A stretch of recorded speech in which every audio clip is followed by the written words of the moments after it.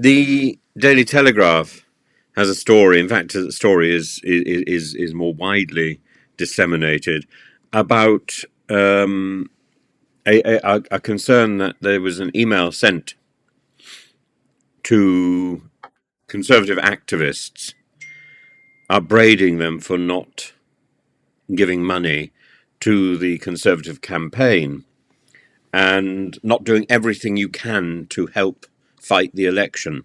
Well, the reason for that, of course, is because the bulk of the Conservative Party is not behind this right-wing Tufton Street agendum.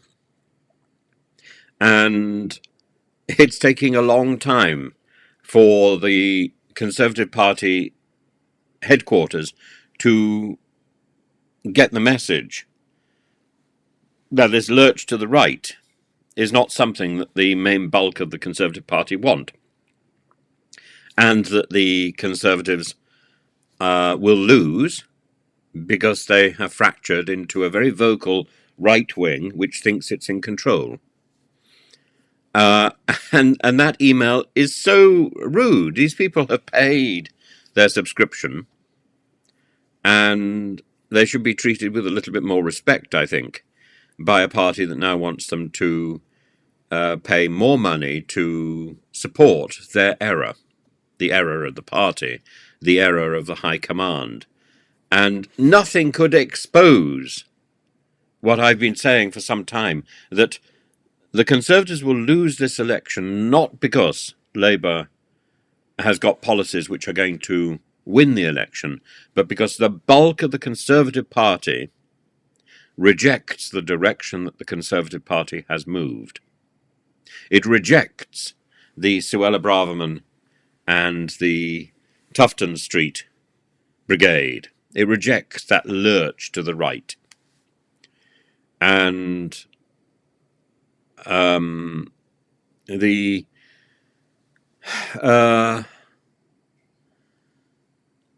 in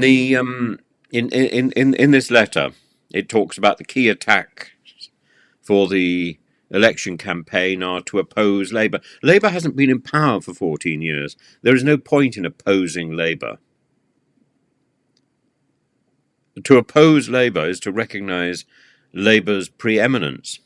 It's a preeminence that the Conservative Party headquarters have gifted Labour by their obsessive lurch towards Suella Braverman and her kin.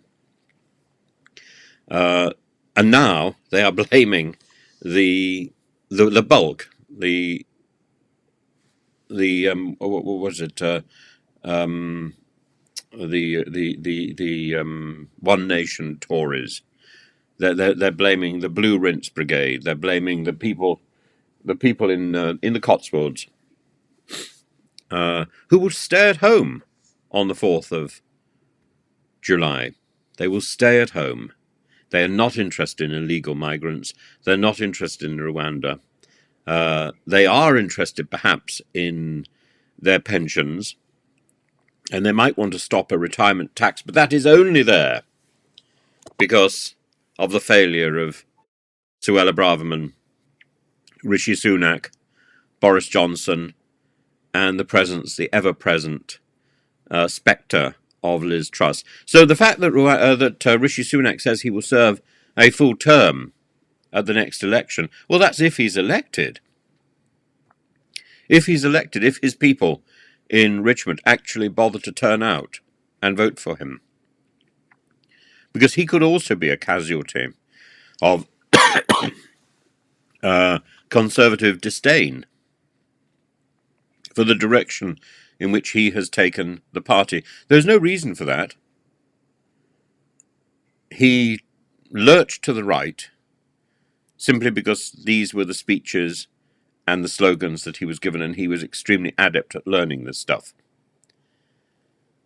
I hope that the next Prime Minister, I hope Keir Starmer will ditch the phrase book of slogans, would ditch the learnt tricolons, and will start to engage in listening and responding directly to questions in the House of Commons, and indeed to questions posed by journalists.